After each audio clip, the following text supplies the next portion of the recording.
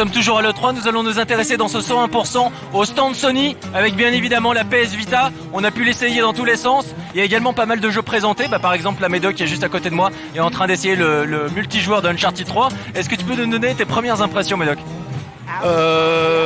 Multijoueur, très bien. Très bien, là je viens de violer quelqu'un donc ça fait plaisir. Écoute, très bien, il faut juste le temps que je m'en mette dans les touches, tout ça. Mais c'est fluide, les maps elles sont très très sympas. Pour l'instant agréable. Tout comme j'imagine le mode solo que j'ai pas pu voir pour l'instant. Mais mode multi, ouais, pour l'instant ça le fait à fond. D'un point de vue jeu et non hardware, le titre phare de cette E3 2011 pour Sony n'était autre que Uncharted 3, l'illusion de Drake.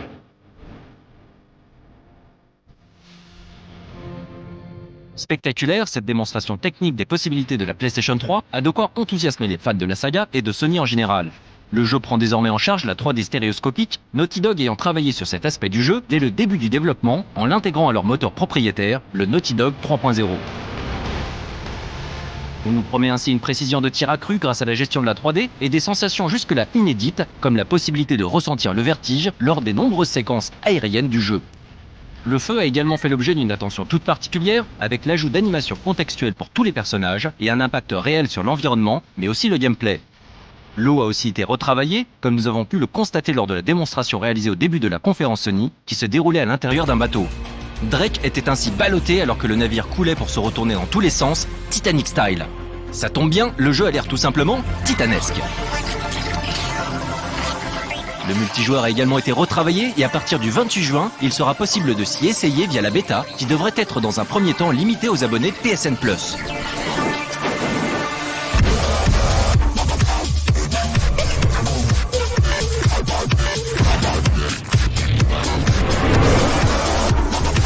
Au total, une petite dizaine de modes de jeu devraient être accessibles, dont du Team Deathmatch à 5 contre 5 et à 2 contre 2 contre 2. Sans oublier un Team Objective basé sur la résolution d'objectifs précis, du Free-for-All, soit la bonne vieille foire d'empoigne des familles, et ainsi de suite. Plusieurs modes coop devraient également être intégrés, ainsi qu'un système de paris permettant à plusieurs joueurs de jouer leurs points d'expérience et leur argent.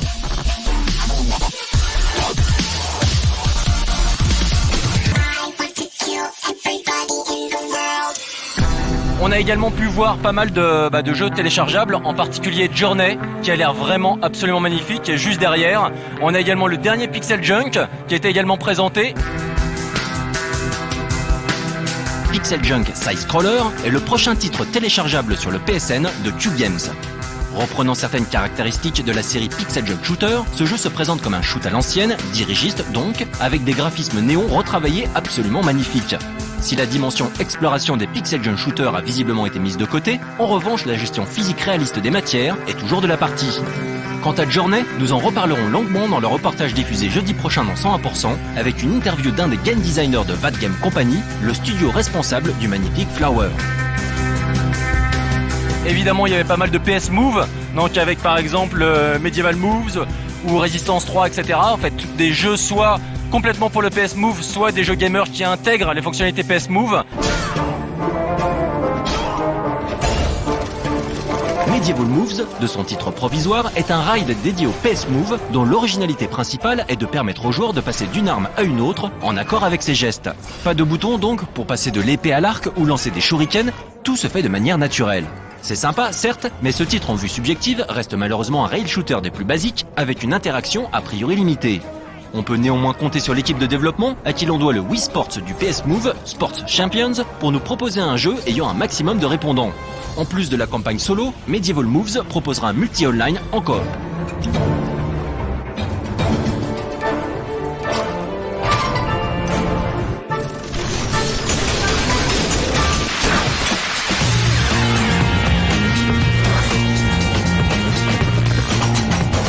Dans les nouveautés PS Move, Little Big Planet 2 profitera bientôt d'un update Move via un pack à télécharger.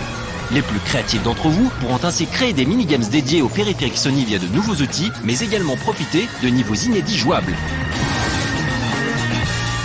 Mais bon, évidemment, le gros morceau, là, aujourd'hui, c'était la PS Vita. On va voir ça tout de suite dans les news. I'm very proud to showcase, for the first time in North America, the successor to the PlayStation Portable. What you've come to know as NGP, our next generation portable, is officially named PlayStation Vita.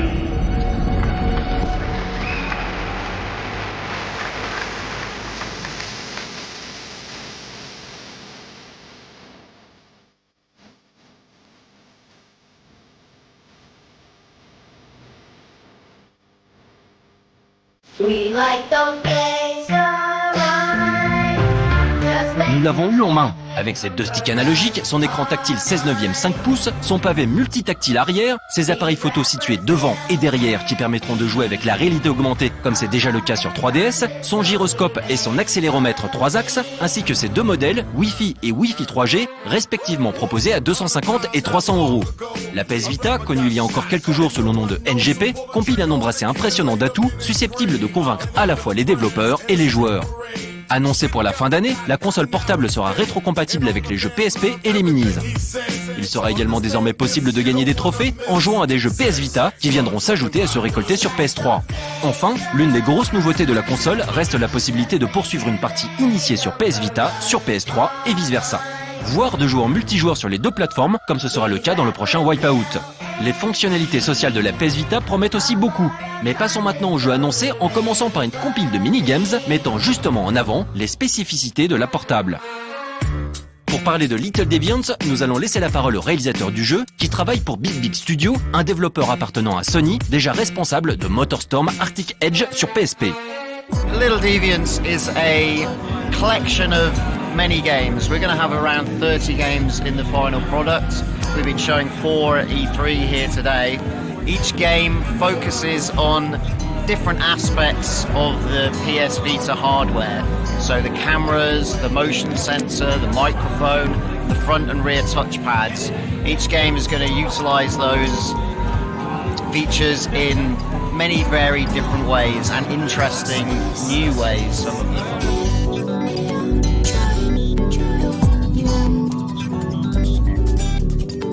Du coup, on peut se demander quelle partie du hardware de la PS Vita leur a semblé la plus pertinente d'un point de vue gameplay. The rear touchpad is really interesting. I mean, we've done some what I think are cool gameplay features with the rear touchpad on its own and in combination with the front touchpad. But also the motion sensor is amazing. It's so sensitive, it's so accurate. So both those are really good parts of the hardware. Si la date à laquelle Big Big Studio a commencé à travailler sur la PS Vita reste secrète, le réalisateur a accepté de revenir pour nous sur le tout début du développement. We started off with just imagining that there's a piece of cloth, a flat piece of cloth, and you just put a ball on top, and you're just pushing under to roll the ball around. So one of the games that you've seen in the demo is really based on that concept, but we kind of wanted to take it further than that and then use all the different aspects of the hardware. So really the game spiraled from there.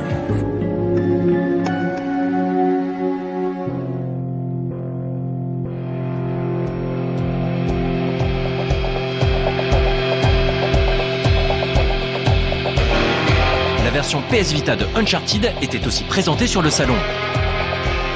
Nommée Uncharted Golden Abyss, cette dernière est encore à l'état de prototype et intégrait de très nombreuses, trop nombreuses fonctionnalités, comme la possibilité de tracer le parcours d'escalade de Drake à l'aide de l'écran tactile ou d'utiliser le gyroscope pour le déplacer.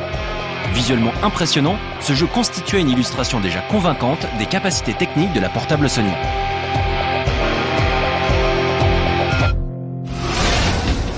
Au même titre que Mario Kart sur 3DS, Mod Nation Racers s'annonce comme l'un des gros titres de la PS Vita, tout simplement parce que cette nouvelle version du jeu de cartes sortie sur PS3 s'adapte parfaitement au format portable. On espère ainsi que le titre offrira une compatibilité multijoueur avec la PS3, au même titre que Wipeout 2048, même si cette dernière n'a pas été annoncée.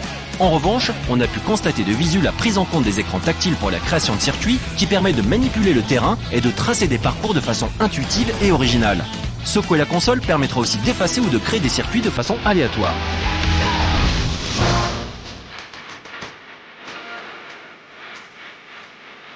Comme Mod Nation Racers, la version PS Vita de Little Big Planet est une évidence. Celle-ci proposera un mode histoire original, intégrant un gameplay classique, mais aussi des fonctionnalités tactiles, offrant une nouvelle approche qui se décline bien évidemment dans les outils de création. Outre les écrans tactiles, qui permettront des interactions multitouch multijoueurs, le gyroscope sera également mis à profit, tout comme les capacités online de la console qui permettront à 4 joueurs d'interagir.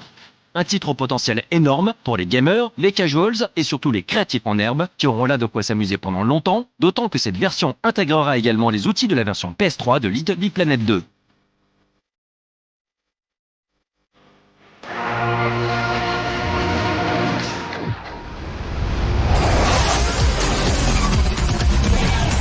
La franchise Wipeout a toujours été la vitrine des consoles Sony et ce n'est pas prêt de changer.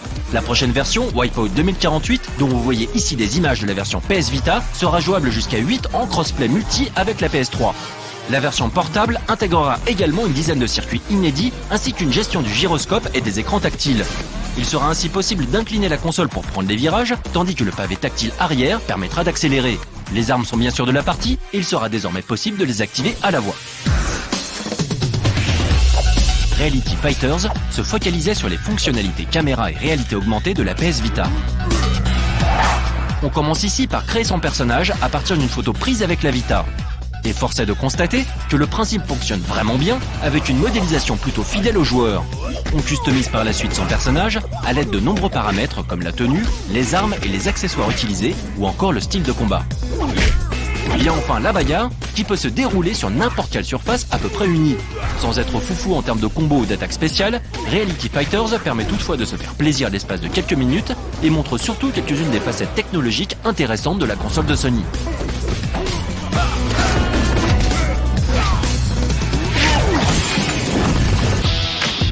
Everybody's Golf faisait partie du line-up PS Vita de cette E3 2011.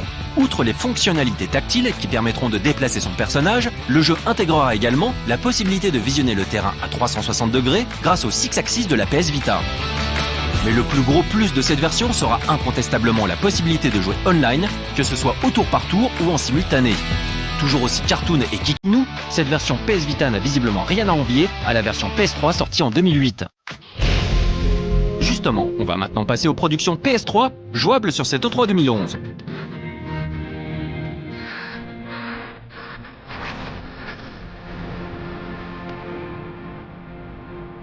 Starhawk fait partie de ces grosses productions présentées par Sony à cette E3. La suite spirituelle de Warhawk a produit son petit effet, notamment grâce à la feature principale du jeu, le Build and Battle.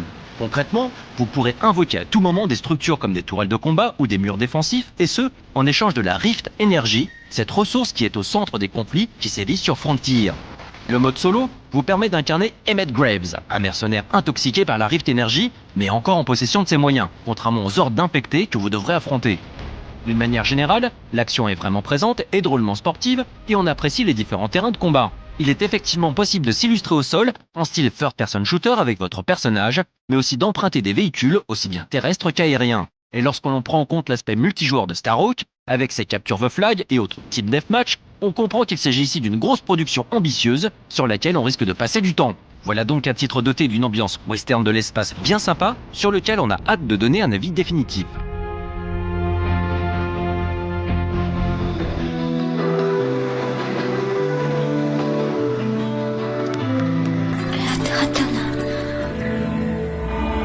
Si Last Guardian était l'un des grands absents de cette E3, la Team Ico représentait via Ico et Shadow of the Colossus Classic HD.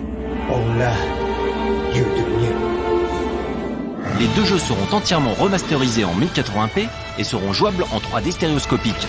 L'ajout de trophées fait également partie des nouveautés. Cette compilation sera disponible dès le 28 septembre prochain en France pour environ 40 €.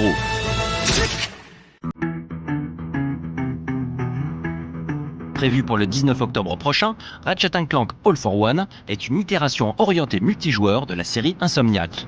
C'est d'ailleurs toujours le studio californien qui s'occupe de ce beat'em all plateforme, jouable jusqu'à 4 en coop offline ou online. En offline, les 4 personnages seront sur le même écran et ne pourront donc pas trop s'éloigner les uns des autres. L'autre changement fondamental lié à cette nouvelle orientation multi touche la caméra, qui échappe désormais au contrôle du joueur. Les personnages jouables seront bien sûr Ratchet & Clank, accompagnés de Quark et du Dr Nefarious lui-même. Chacun ayant bien évidemment ses propres armes et pouvoirs. Assez joli et jouable avec des lunettes 3D, Ratchet & Clank All for One semble assez grand public. Espérons donc qu'il proposera un challenge susceptible de satisfaire les amateurs de cette série, jusque-là très gamer.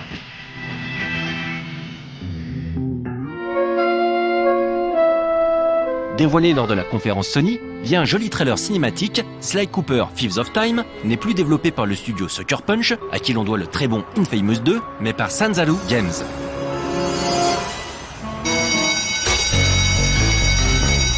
Le studio n'en connaît pas moins la licence Sly Raccoon puisqu'ils ont travaillé sur The Sly Collection, sorti sur PS3 fin 2010, qui regroupait les 3 jeux PS2, remasterisés en HD.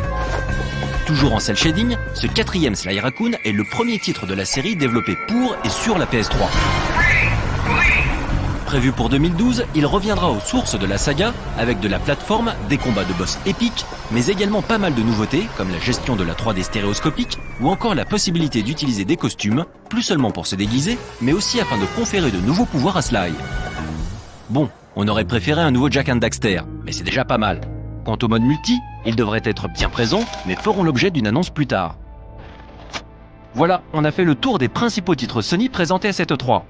On se retrouve donc dès lundi pour s'intéresser au stand Microsoft et à quelques perles, comme le jeu XBLA Insanely Twisted Shadow Planet.